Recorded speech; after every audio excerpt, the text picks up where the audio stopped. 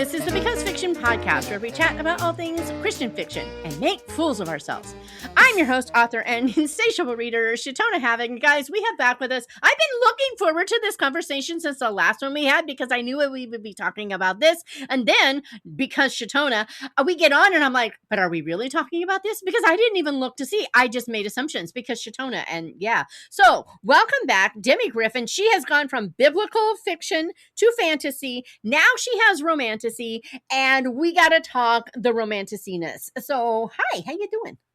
Good. Thanks for having me back. I'm excited to be here. This is so exciting. I'm just like, anyway, so we've been talking. I've just wasted, 12, 13 minutes, something like that of her life. And she's so gracious and lets me do it. It's very sweet of her. But we've been talking about writing and typos and the way that I totally destroyed someone's book title, actually two. Okay, I only destroyed one and I kind of left the thing off another, but they're all fixed and life is grand. So far people are being gracious to me, which is great. I appreciate that because I need all the grace I can get. At least we don't live in the age of typeiwriters, right? When it was really goodness, hard to make corrections. And can you imagine indie publishing in the age before computers, and you have to typeset, you have to like, right? like there's a co-op and you rent the presses and you go in and you have to set all of your own up, and then you get two letters out of order and you don't know it until Yep. I feel like this needs to be a book now. Can you imagine, back before computers and indie authors going, I don't want the publishing houses to get to decide what I'm doing. So like the pioneers of not vanity presses, actual indie authors going in and getting together and spending the money to buy the press, and then they get their hours per, year or whatever. Oh my goodness, this sounds fun. Anyway, I need to write another book. I've got more than I'll ever get done in my head, but that's okay. Yeah, me too. But we have a new series. Okay. Yes. I mean, and if you think about it, it's kind of a natural progression. We have biblical fiction, which, I mean, let's talk Revelation. Right. If that isn't fantasy, I don't know what is. Right. I mean, I couldn't figure out why my daughter at like 10, 11, that was her favorite book of the Bible. It took me forever. And all of a sudden one day I'm like, her favorite genre is fantasy. Of course that's her favorite book of the Bible. Duh. Yeah. But then you go from that to fantasy because all the fantasy, right? And then it's a natural progression to romantasy, which guys, we need more clean romantasy. It's out there. There's more every day, which I am grateful for. But there are teens who are loving this, and yet they can't find stuff that they don't have to flip pages fast. Yes. To like be able to live with themselves. Exactly.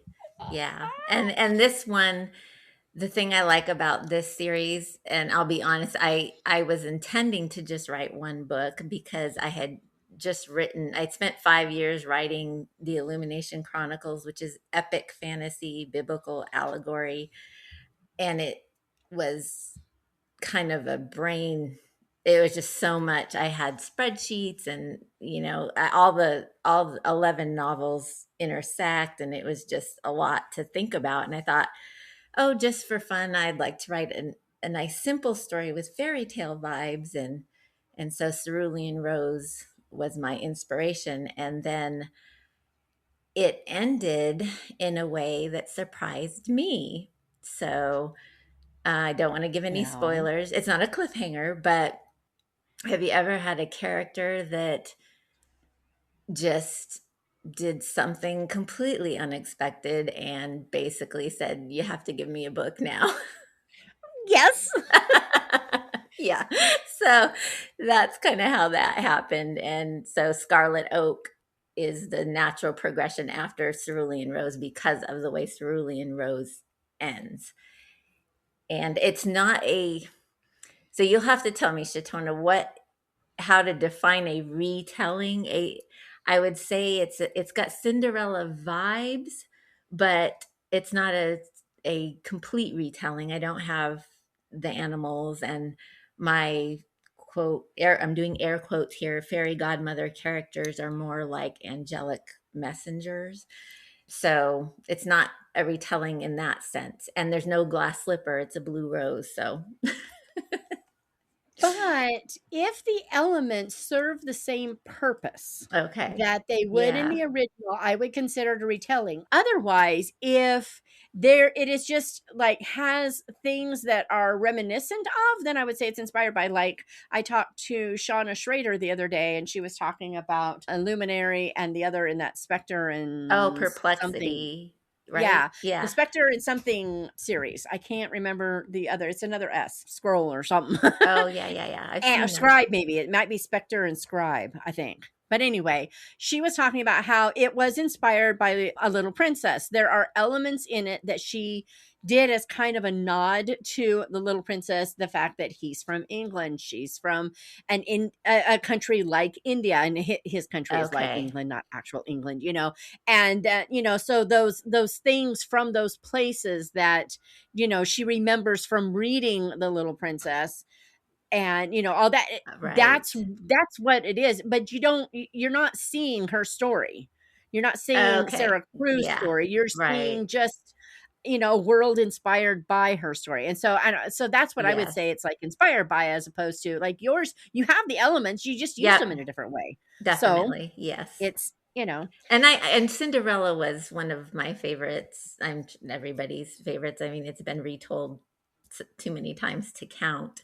And one of the things I remember thinking about the fairy tale as I got older was how flat Prince Charming was. He really mhm. wasn't a very developed character. So my version of him, Prince Langley, is definitely not flat, and he's flawed and has a really nice character arc through the story. He's a little bit on the arrogant side when he starts out, but he's got a hero buried in there that just needs a little bit of coaxing. So I wasn't sure in the beginning, like, oh, is he going to be likable or not? But yeah, he ends up being pretty likable. And it's that side character that I mentioned plays a big role in that too, surprisingly. Oh, that's cool. Okay, now I have to say, when I saw Cerulean Rose, my first thought was, oh, this is a Beauty and the Beast retelling. That's whatever. Right? And so that's where I was going with it. And so I was kind of laughing at myself because you're talking about Cinderella, and I'm like, oh, Yep. it's not. Well, okay, I knew it wasn't because I'd read the thing, but I was like, oh, yeah, I wonder if there was anything in that Rose that is why she chose Rose. So I'm like, oh, it's not, but that's not what I meant. Anyway, so I'm going through this thing, and you're talking, and then you get to this guy is flat and arrogant, and I'm like, but there is Beauty and the Beast, because basically Gaston True. becomes the Beast. Yeah. I love it. Actually, yeah, now that I'm thinking about the trilogy as a whole, yeah, I think some Beauty and the Beast elements did kind of work their way in there. I'll just leave it at that, but yeah, that's hilarious. It's So that thing of in when you're writing and you don't know that you're right, putting stuff in yes. there, and then people will read it and say, "Oh, I saw this," and you're like, "Oh, wow, interesting. I didn't notice that I did that." It happens to me all the time. I will be talking with an author, and I'll be like, oh, I was reading this, and I just, the way you did this thing, and it just really spoke to me, and it really reminded me of this scripture and that scripture. And she's like, I was dealing with like the opposite. You're seeing forgiveness in here, and I was dealing with standing up for Yeah, righteousness and justice. And yeah. I'm like, well, guess what? I must have been reading in scripture way before I read it. Right, right. Exactly. I love Now, we that. had when we talked last time, I had this plan that I was going to do. I didn't know I was going Oh, to I be writing a remember book in that. 27 days. I had this plan that I was going to do this video for YouTube on, Romantasy. basically Christian romantasy. Yes. And that was going to be the thing. It's still going to be a thing. It's just not February, because I wrote a book in 27 days and I'm still recovering. Wow. Oh, wow. Wow. Well, no, guys, that is an understatement. I gotta correct that. I wrote, edited, and published and launched a book in 34 days. Wow.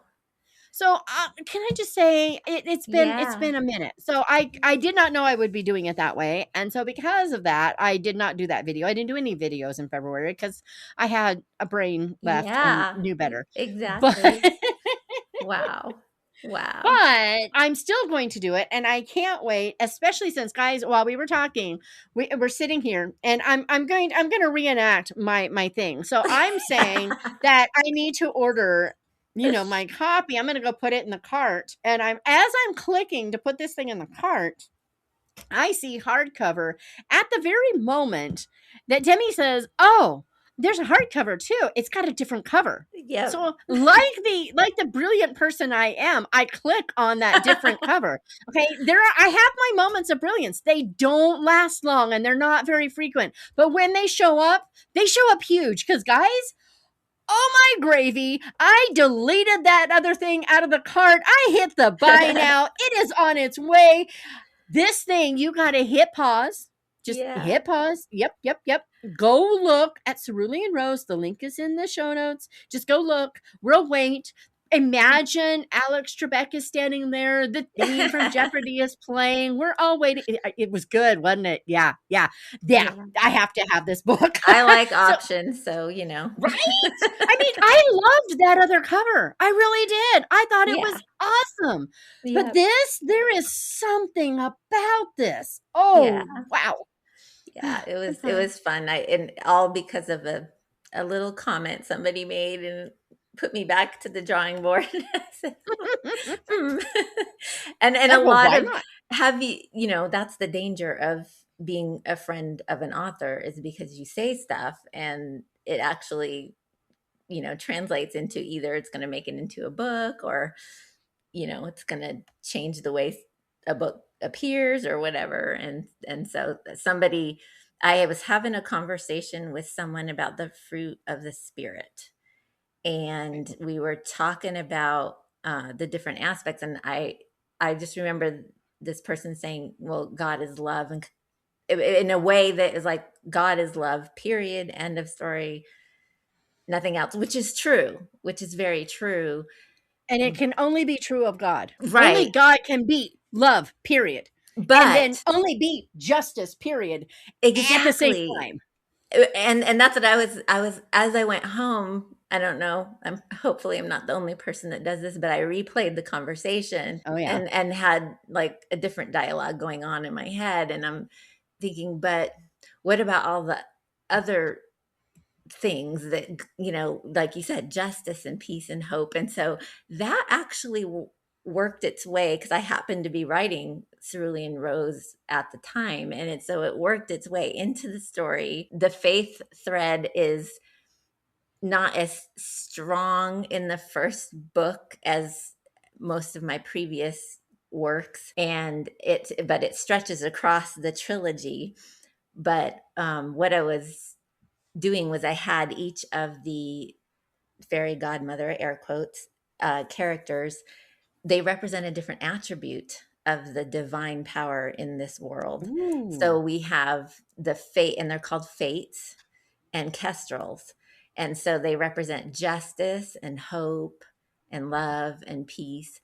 And they actually interact with the humans in the world, and for divine purposes. And try not to give spoilers here, so if it sounds a little choppy, that's why. But also what can happen is when those attributes turn or are selfishly motivated, they turn dark. So they become evil. And the story, even though it's Cinderella vibes, there's a backstory in it, an ancient legend about a blue rose that was based off of the Cain and Abel story, which were two brothers. There's two brothers. They were kings. They were blessed by the divine power to rule these kingdoms. And one of them ruled in love, and the other one wanted the power for himself. And so jealousy sparks between them. And because of something that happens, they invite evil into the world. And so half of the attributes become corrupted, and they turn dark. So you've got this spiritual war going on, even while the human characters are trying to figure out how to save the kingdom from peril. So it was fun. I like this. So it's a real twist on Cinderella. Oh, but man, yeah. Oh, well, and I like it's kind of like you brought in fruits. See, I did it. And Fruit. I we know, say this all right? the time. It is Exactly. singular. That I word is know. singular. It's fruit of the Spirit. And that Exactly. one fruit is each individual thing Yes. all at once, kind of like Yes. God's attributes or that one. Right. And I love that you came up because too often, and why do we say, why does everybody, I guess because in English, Yeah. our brain The says there's plural. multiple, so it Yeah. has to be plural, but Yeah. it's not. And No. it's so cool. Anyway, just made my day that you said that. Yes, yes. And like I said, that concept that sparked from that one conversation, it it travels through all three books, and it doesn't become exactly clear until the third book. So that I just because someone had made a comment that they read it as a polytheistic viewpoint, and that's not what I was intending. Oh, no, So no, if you no. keep reading, it will become more evident in the rest of the stories. But my fairy godmothers aren't like the wand fairy. They're something totally different. They're angelic messengers, basically. So yeah. I love it so, so much. Okay. So this world, I have too many questions that I don't even know how to ask them. Oh my goodness. So this world, what, I don't know it, book, movie, whatever, what would it feel the most like that we've Mm. seen or read somewhere? I mean, are we looking closer to Narnia or Yeah. to Yes. like the Definitely. Shire or whatever that is? No, Are I no, it's a Narnia feel for sure. It's two kingdoms. Yeah, not even medieval vibes. It's very Narnia like. There's a cursed river. You have a king who has secluded himself and his son up on the mountain because he thinks he can be safer up there. So the prince is a little he has a strained relationship with his father because he doesn't understand why are they removed from their subjects, why are they up there in the Emerald Palace when everybody's down in the world. And then you also have this young maiden who's been secluded in the woods for the past 10 years or so, most of her life, and her father gets sick, but she's promised him she will never leave the forest, but she doesn't know why that's a thing. And unbeknownst to her, she does leave to go get him help because he's sick. And when she does that, she actually enacts a prophecy that Mm, she didn't know about. So it's got a very Narnia feel to it, all the different aspects of it. And then you get the Scarlet Oak will come into play in the second book, and then the third book it's about the violet fly. So you get hints of these other, they're not magical, it's hard to just, fantastical. yeah, fantastical elements in the story that are being wielded by divine power to restore what was broken back when those brothers from the ancient times did what they did. If I can Ah. say that without spoilers, it's so I hard. know, it's so hard, So yeah. isn't it? So, Yeah. what was the best part about writing this? It accessed a whole different part of my brain. There's I don't want to say restrictive, that's not the right word, but you have very rigid boundaries when you're doing historical or biblical fiction. You and the romantasy and the fantasy, even the epic fantasy series that I wrote was still, it had a confining feeling because I was keeping it allegorical, so I was always checking Yeah. against the Bible and stuff like that. This was very creative. It was kind of fun because, like I said, it was a brain break for me. I was only intending on writing just a fun story. I wasn't even sure I was going to publish it, honestly. I just needed a break after that epic series. but I found myself having the fun little dreams at night and just kind of going with it. And Right? let's just see where this goes. I didn't plot anything. I just, I mean, I knew I wanted it to be Cinderella, and I knew kind of where it was headed, but the ending surprised me, and I was tickled. I was tickled by the ending. Oh, don't you love that? Yes, That moment when you went, I was like, there's another book? What? That was so much fun. And so I launched right away into the second book and ended up just loving the character even more because he had a I just thought his role was so minor, and then he ended up having a major role. He has a major role in the second book, but even in the third book, it just carried over. I was very impressed. I'm like, he was a complete series stealer. He stole the thunder from the prince right off. It's like, It was nope, amazing. nope. Yeah.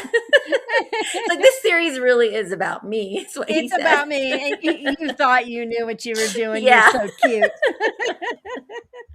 So that was love fun. that. Yeah, it was really fun for me because in every other aspect of my life, I'm very planned and organized and routine. And except in writing, God just won't let me do it. He won't let me be rigid and plotting, and so I had to kind of let go and be like, where are we going today? So Right. But you know what? That is I think that it's interesting how God does that with us, because yes. I am very much one way in so many things, but Mhm. there's that other thing. And I mean, we all have these quirks of character. Like, I have zero patience with, really disrespect out of children. Yeah. Zero, nada, none. And I was that mom, man. I mean, bless my kids, they survived. Yes. But I just that's who I am. But you know what?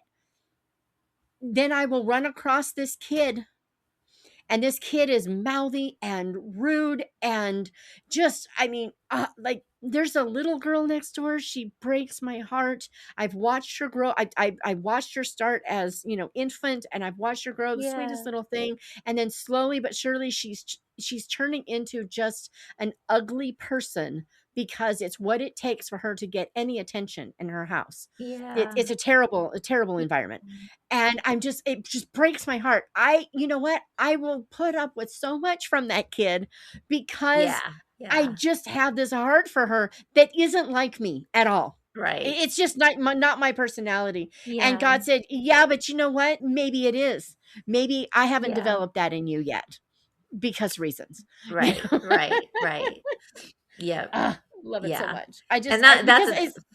For years I tried to, I guess the right word is control the writing, like control it, and it just never happened. And then when I finally just let go, and I just felt like God saying, when you give this over, I will take you on a journey. And finally, took me a while. Took me a little bit, most of my life, but hey, better late than never. Right? And you know what? You developed it in the best time, because reasons. He knows, we don't know. And I always used to say that, in heaven we'll know. But you know what? Maybe we won't, because maybe we won't care. Right. By that point, we may not care, because we're going to be so enamored with who we're with that we just, like, that little problem, that blip back there that he took care of. Thank you. Yeah. So, I don't know. Yeah, exactly. But I love it. I love it when an author tells me that she or he just got immersed in just the joy of writing the stuff. Nick, that's that book I just finished. I loved every single second of it. And it's funny because in a lot of ways, it was a collaborative project. I'm writing about an actual town. So I have to, really say, okay, where would he go for lunch if he's here right now and this is going on? Where would, where would he stay if he wanted to get out of the Lazy Llama campground? Yes, there's an actual campground called the Lazy Llama there. And I mean, all the things, Right. It was so much fun. And when you have fun, it's not that I don't always have fun. It's just a different kind of fun. Yes. Yeah. And that's the same.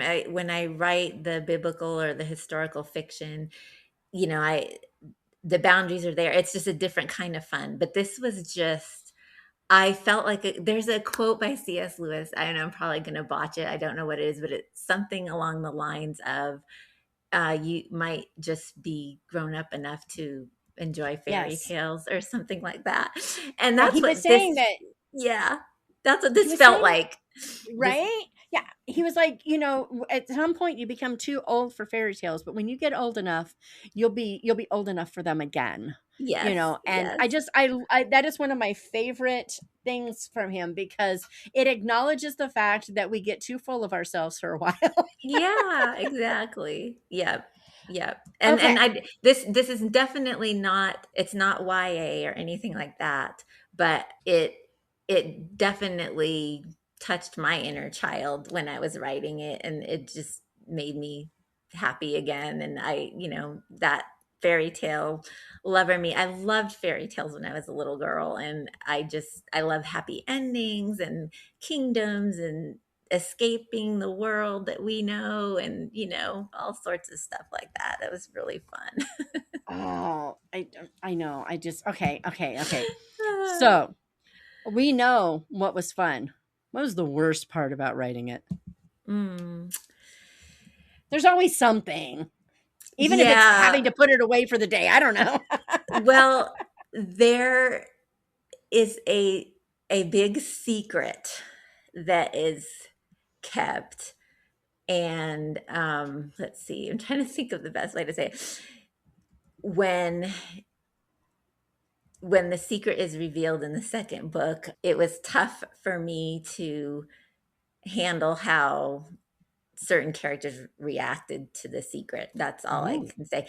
It because while this series has fairy tale vibes, there's also political intrigue and some bad blood between family members. And as a result of this secret, it makes things worse before things get better. I'll just say that.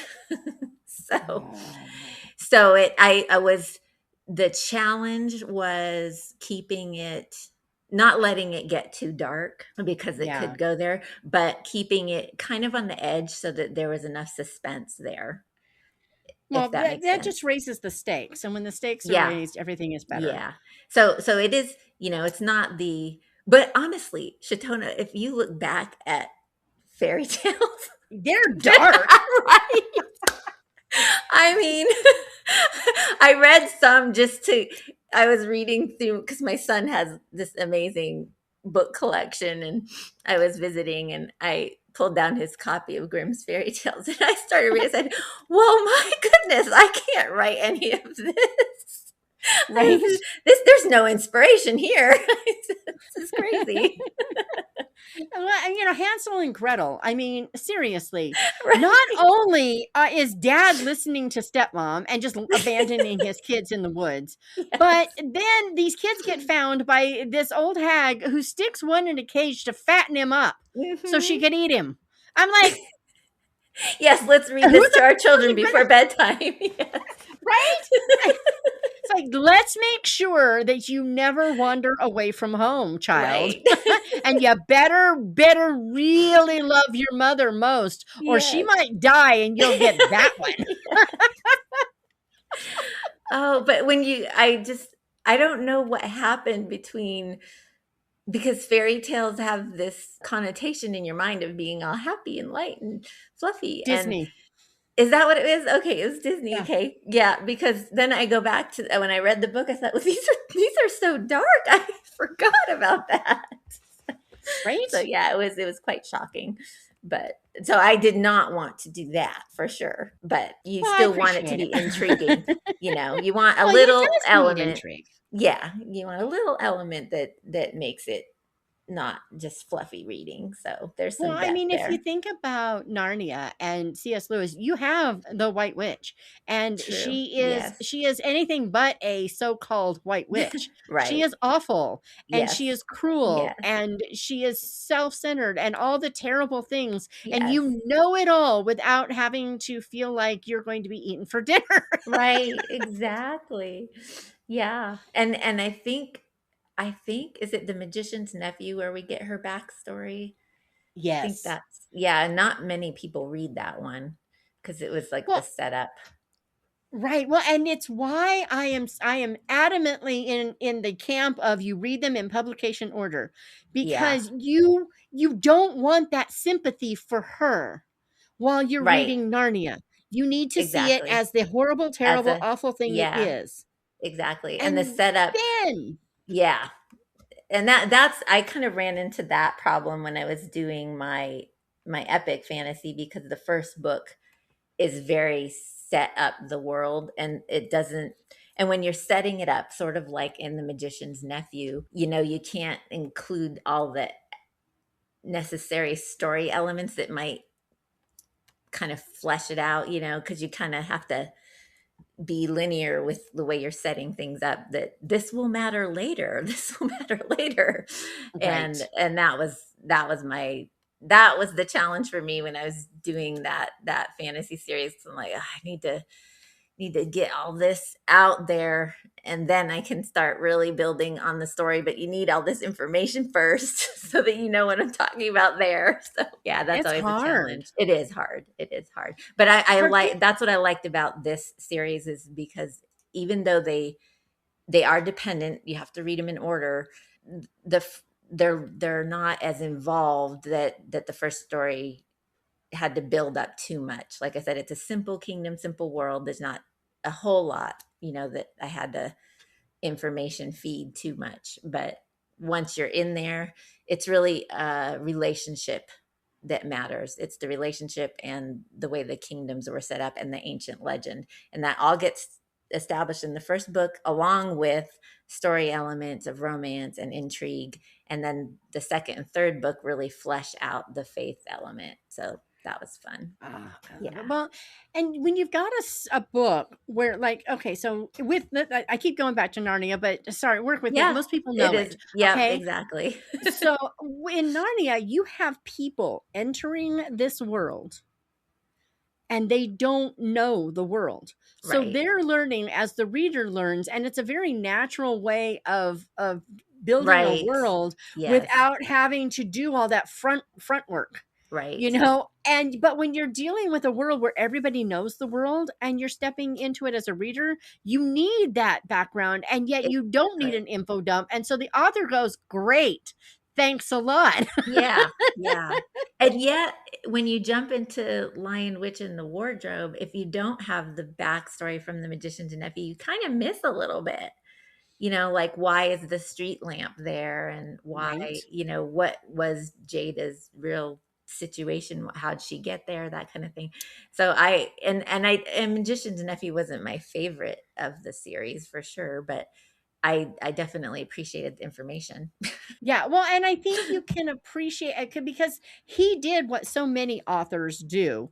He grew the maturity of the stories Yeah, with the series, not necessarily with the characters, because the characters right. aren't always the exact same. So it's not Yeah, Harry exactly. Potter where you watch him grow up a Right. year at a time.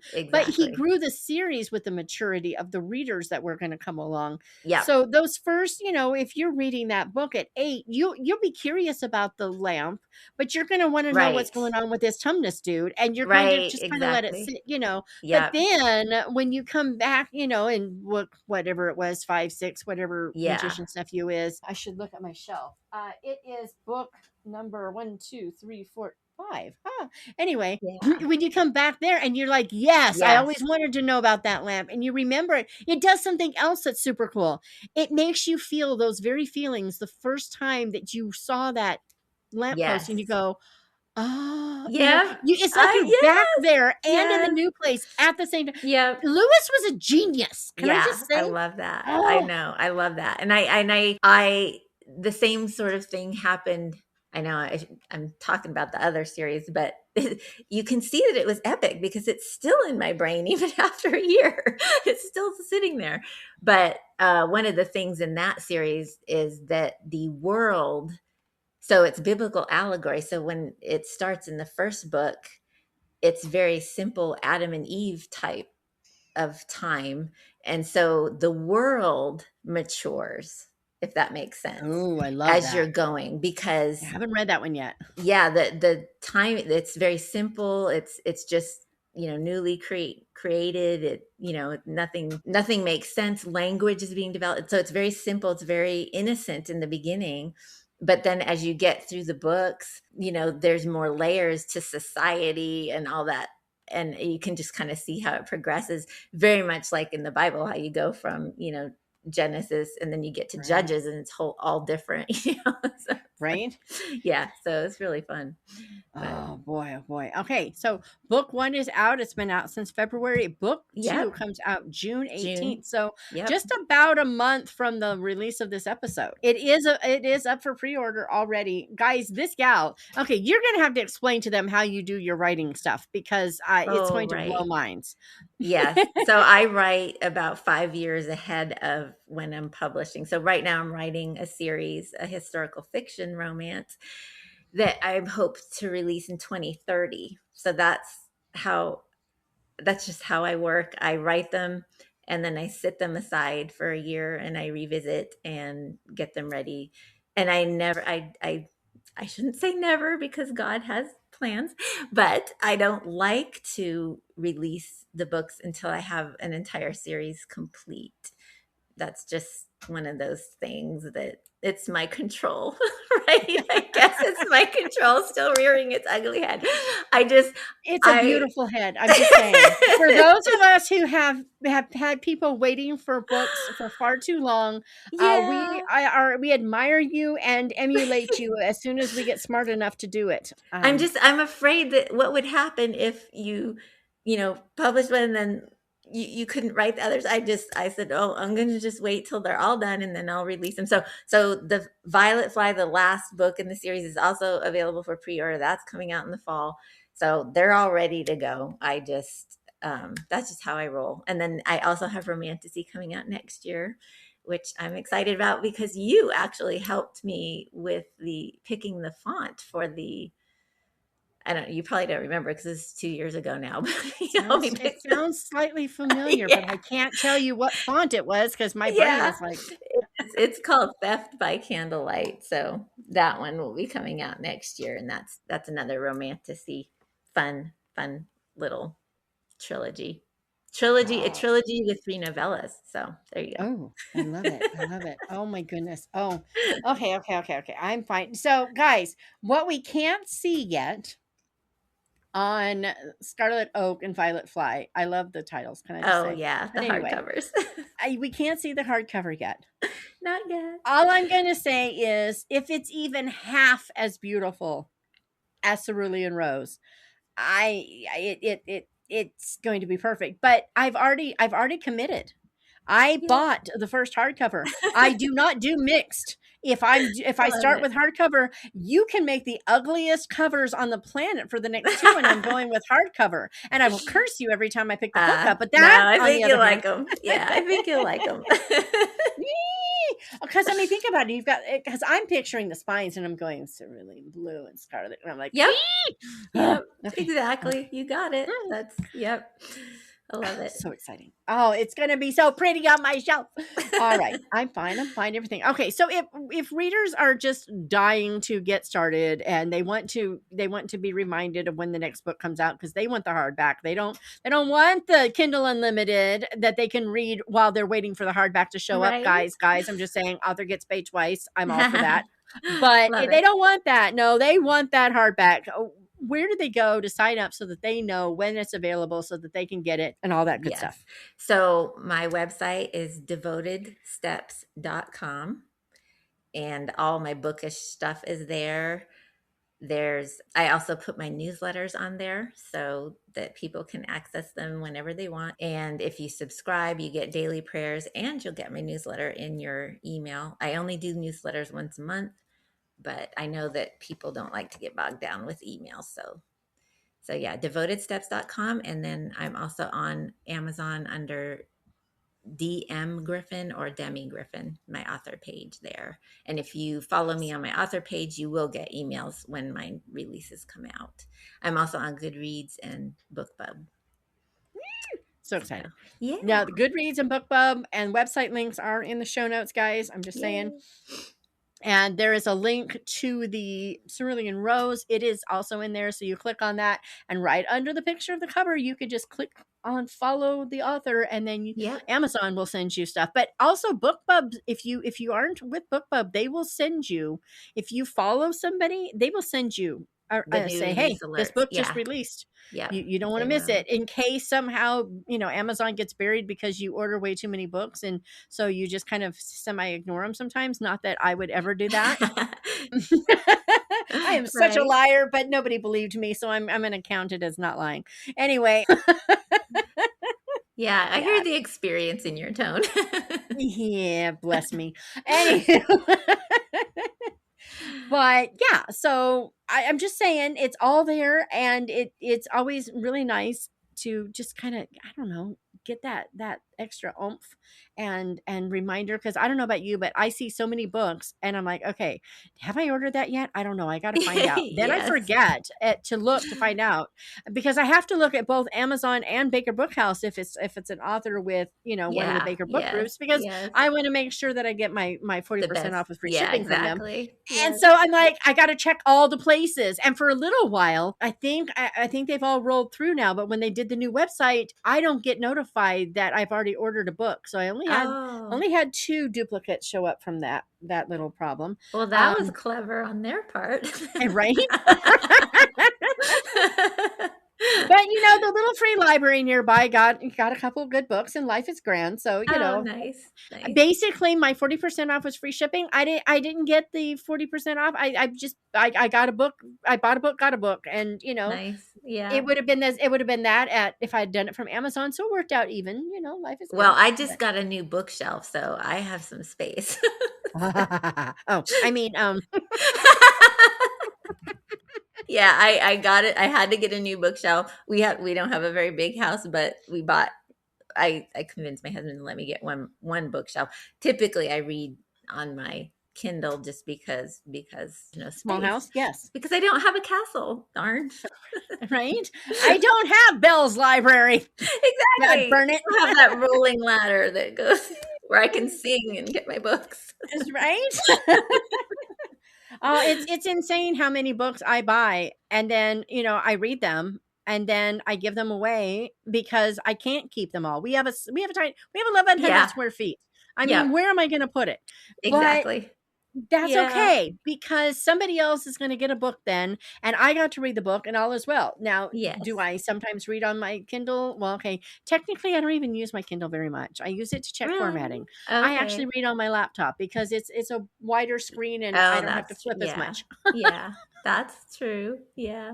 But now the Kindle is better for if I'm out in the sun, which is so rare. It's like it would not have been worth to buy for that. But the vampire that I am, I just don't do that. But, right. Yeah, that's right. On the other hand, you're nocturnal, right? Right. Yeah. Just call me a rodent. But I mean, I have it, and that is an advantage for those times. It does happen. Yes. So all the things. But yeah, June 18th, it comes out. Yes. Scarlet Oak. I know. I'm excited. I know I'm breaking the rules. I have a biblical fiction coming out in May because I just couldn't quite pull myself out completely of that genre, but. Oh, good. So what is this? So people know. Oh, it's called Blaze of Honor, and it is the first of a 4-book series that I will am changing it up. I'm only releasing 1 book a year. Ugh, fingernail biting, but I can do that. And so I'm going to release it. It's every May, Lord willing. It is a backstory of 4 men that were in the crowd at Pentecost. Ooh. So that was really fun. They're all written and ready to go. I'm just, sporadically releasing them the way most people do once a year. So in the midst of my romantasy vibe going on. So yeah, I'm all over the map.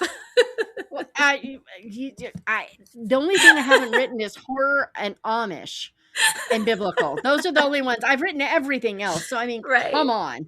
But Yeah. yeah, so So yeah, that one comes I will out. be reading Blaze of Honor.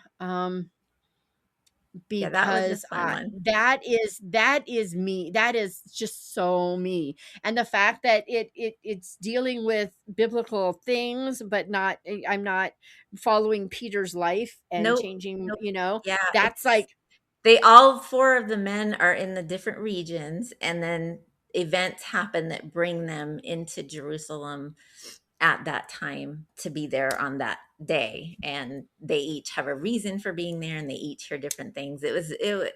Writing them was very impactful, and I had wanted to just move on and kind of not, well, I don't know if I wanted to do that, but I thought that's what was happening. But then God said, no, you're not quite done with biblical fiction. There's just another series there. And I said, okay. I've learned to I could be do that. obedient to those inspirations. So Yeah. Oh, I am so, oh boy, I'm so excited. Okay. sorry, I Okay. didn't mean to throw that in at the end. No, no, no. I'm glad you did, because I wouldn't have known about it. And people who love your biblical fiction are going to want to be Yeah. reminded that, oh yeah, by the way. Yep. Yep. So, okay. All right. Well, this is going to be my biblical fiction for this year.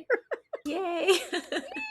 I'm so excited. Yeah. I have not actually been this excited for a biblical fiction maybe ever. Oh, yay. Oh, No, wow. I really enjoyed his story. It was very impactful even for me to write it. The whole series really, all four. And writing from a man's perspective is tricky for female authors. Yes. But yes. yeah, it was really fun to do. So Oh, so excited. So excited. Okay. Well, all right, guys. So you've got your choice.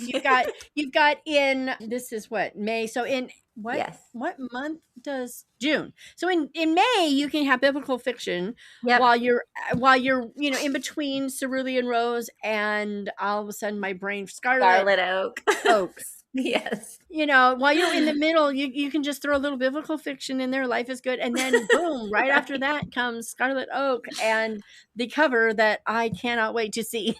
I know. I will be revealing it on social media probably next month. So yeah. Okay, guys, you go follow. You don't want to miss it.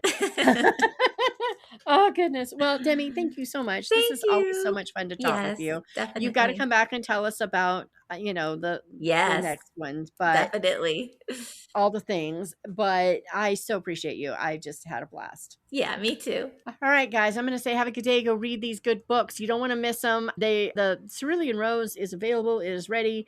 And I think the Scarlet Oak comes out about a month after this episode, just saying. So you've got a little bit of time. You can pre-order the Kindle, or you can wait for the hardback like sensible people. I mean, like some people will do. And yeah, I will chat with you guys next time.